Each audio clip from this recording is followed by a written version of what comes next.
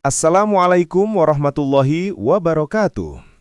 Selamat datang kembali di podcast Hidupkan Ilmu. Kajian Ihya Al-Ghazali paragraf per paragraf. Ruang kita menyelami samudra kebijaksanaan. Hari ini kita kembali membuka lembaran agung karya Hujjatul Islam Imam Al-Ghazali dalam kitab Ihya Ulumuddin. Bersama kita akan mengulas pendalaman paragraf 13, Qada, Qadar, dan Ikhtiar. Kitab kedua, Kaidah-Kaidah Keimanan, Qawaidul Aqaid. Pendalaman paragraf 13, Qada, Qadar, dan Ikhtiar. Paragraf ini berfungsi untuk menjernihkan posisi akidah Ahlus Sunnah wal Jamaah mengenai bagaimana kekuasaan mutlak Allah berinteraksi dengan perbuatan dan pilihan manusia. 1. Inti ajaran. Allah adalah pencipta segala sesuatu. Al-Ghazali menegaskan prinsip tauhid dalam aspek perbuatan, tauhid af'al, hanyalah Allah satu-satunya pencipta, Al-Khaliq, di alam semesta ini. Pernyataan kunci, seluruh eksistensi alam semesta dan segala peristiwa yang terjadi di dalamnya, mulai dari gerakan atom hingga perbuatan manusia, semuanya terjadi berdasarkan qada, ketentuan ilahi yang tekal, dan qadar, pengukuran dan realisasi ketentuan tersebut dari Allah SWT. Implikasi, baik kebaikan, khair, maupun keburukan, syar, ketaatan, ta'ah, maupun kemaksiatan, maksiyah, semuanya terjadi dengan ilmu, kehendak, dan penciptaan Allah. Tidak ada satupun yang terjadi di luar kekuasaannya. Ini menolak keyakinan bahwa manusia menciptakan perbuatannya sendiri, seperti yang diyakini oleh sebagian Mu'tazilah. 2. Isu krusial, kehendak manusia atau ikhtiar dan tanggung jawab. Setelah menetapkan kekuasaan mutlak Allah, timbul pertanyaan, jika segala sesuatu sudah ditakdirkan, di mana letak kebebasan dan tanggung jawab manusia?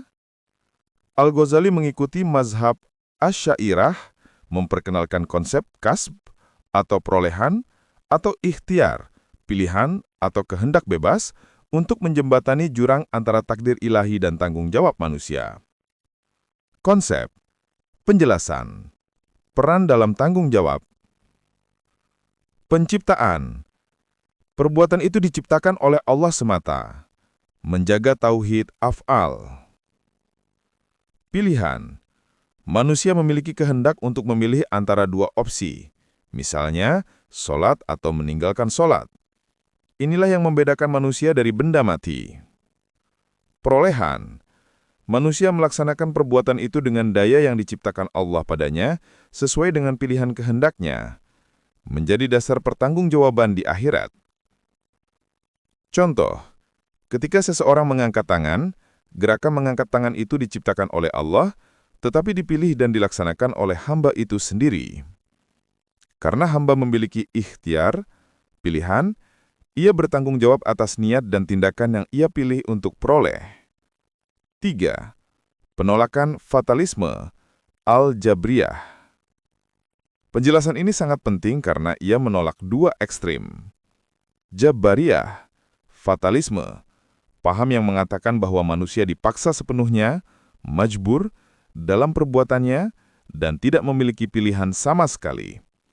Al-Ghazali menolak ini karena bertentangan dengan fitrah dan keadilan Allah yang memberi balasan atas amal yang dipilih. Qadariyah, Mu'tazilah, paham yang mengatakan bahwa manusia menciptakan perbuatannya sendiri secara mandiri. Al-Ghazali menolak ini karena melanggar prinsip keesaan Allah sebagai satu-satunya pencipta. Kesimpulan, paragraf 13 menegaskan bahwa alam semesta diatur oleh takdir ilahi yang sempurna. Namun, manusia tetap dibekali kehendak bebas, ikhtiar, untuk memilih amal baik atau buruk. Pilihan inilah yang menjadikan manusia mukallaf atau bertanggung jawab dan menjadi dasar bagi hukum balasan, surga dan neraka di hari akhir. Mari kita lakukan pendalaman yang lebih dalam terhadap paragraf 13 mengenai kodok kodar dan ikhtiar, kehendak manusia, karena ini adalah salah satu isu teologis yang paling rumit dan mendasar dalam Ihya Ulumuddin.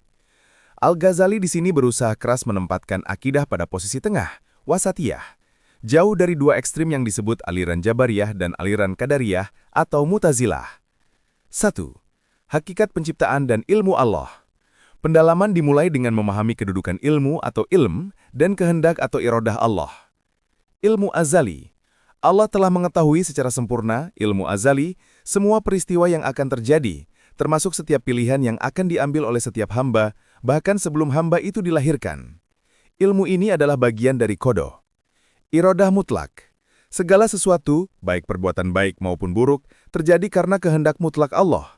Jika Allah tidak menghendaki, perbuatan itu tidak akan terjadi. Ini menjaga prinsip keesaan dalam perbuatan, atau tauhid afal. Pendalaman. Pengetahuan Allah tidak memaksa manusia untuk memilih. Sama seperti seorang guru yang mengetahui muridnya akan gagal ujian, tidak berarti ialah yang membuat murid itu gagal. Pengetahuan dan kehendak Allah bersifat meliputi realitas, bukan membatalkan realitas pilihan. 2. Teori kasab atau perolehan.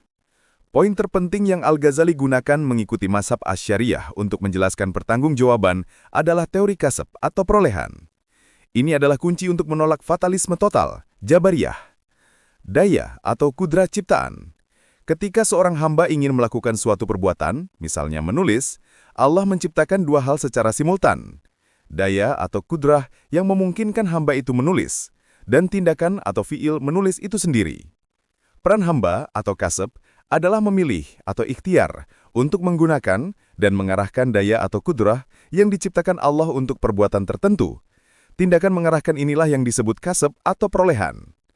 Contoh, gerak tangan. Gerak tangan itu diciptakan oleh Allah untuk menjaga tauhid, tetapi gerakan itu terkait erat atau muktarin dengan kehendak dan penggunaan daya oleh hamba atau kasab, sehingga hambalah yang bertanggung jawab secara moral dan syariat. Argumentasi keadilan ilahi. Al-Ghazali menggunakan konsep kasab untuk mempertahankan keadilan Allah atau al-adl dalam konteks qadar.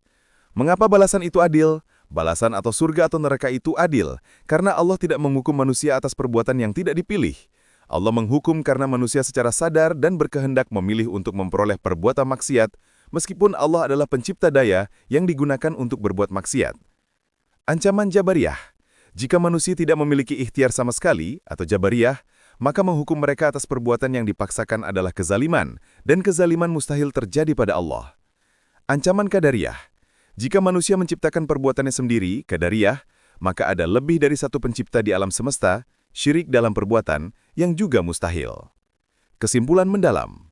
Al-Ghazali mengajarkan bahwa seorang mukallaf wajib meyakini dua hal secara simultan, yaitu kekuasaan dan qadar Allah adalah mutlak, dan manusia bertanggung jawab atas amal perbuatannya karena diberikan pilihan atau ikhtiar dan kemampuan kasab atau perolehan.